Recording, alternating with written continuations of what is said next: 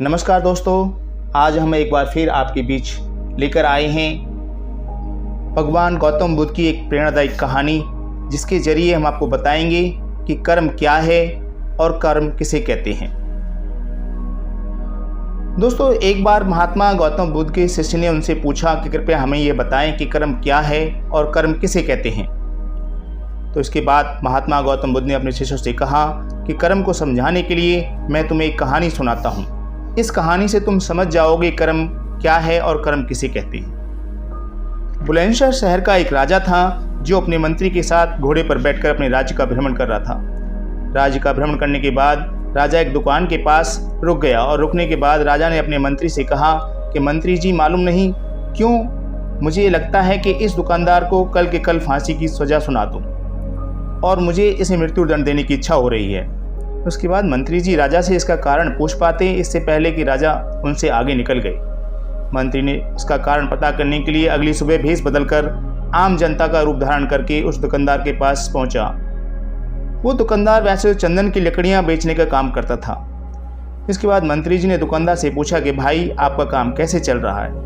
उसके बाद दुकानदार ने कहा कि भाई, बहुत ही बुरा हाल चल रहा है। लोग दुकान पर आते हैं, चंदन को सूंघते हैं और फिर उसकी प्रशंसा तो बहुत करते हैं, लेकिन खरीदता कोई भी नहीं।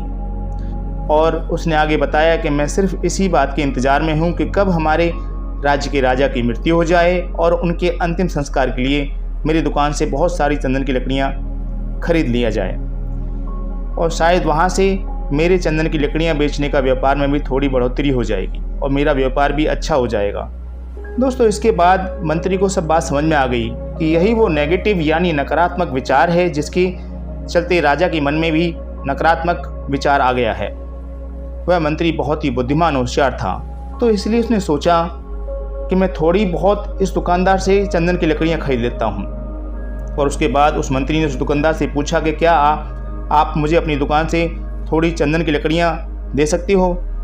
दुकानदार यह सुनकर बहुत खुश हो गया और उसने सोचा कि चलो, इतने समय से कुछ नहीं बिक रहा था। और उसके बाद उस दुकानदार ने कुछ चंदन की लकड़ियों को अच्छी तरह से पैक करके उस मंत्री को दे दिया। उसके बाद मंत्री ने अगली सुबह राजा के दरबार में पहुंचा और उसने राजा से कहा कि राजा, वो जो दुकानदार है उसने कुछ चंदन की लकड़ियां आपके लिए तोहफे के रूप में भेजी हैं। यह बात सुनकर राजा बहुत खुश हुआ और मन ही मन सोचने लगा कि मैं बेकार में ही उस दुकानदार के बारे में गलत सोच रहा था। और उसने उन चंदन की लकड़ियों को हाथ में लिया और उन चंदन की लकड़ियों को सूंघा। उसमें बहुत ही अच्छी सुगंध आ रही थी। राजा इससे बहुत ही ज़्यादा खुश हुए और उसके बाद राजा ने अपने मंत्री के हाथों उस दुकानदार के लिए कुछ सोने के सिक्के भेज दिए।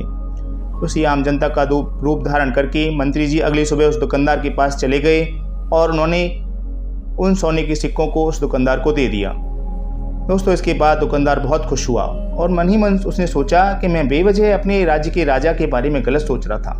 राजा तो बहुत ही ज़्यादा दयालु हैं। और यहीं पर महात्मा गौतम बुद्ध जी ने कहानी को ख़त्म किया।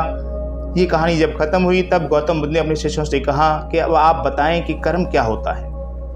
तब गौतम बुद्ध जी के सभी शिष्यों ने जवाब देते हुए कहा कि शब्द ही हमारे कर्म होते हैं और हम जो भी काम करते हैं वही हमारे कर्म हैं। जो हमारी भावनाएं होती हैं वही हमारे कर्म होते हैं। महात्मा गौतम बुद्ध जी के सभी शिष्यों के जवाब को सुनने के बाद महात्मा गौतम बुद्ध ने कहा कि आपके विचार ही आपके कर्म हैं।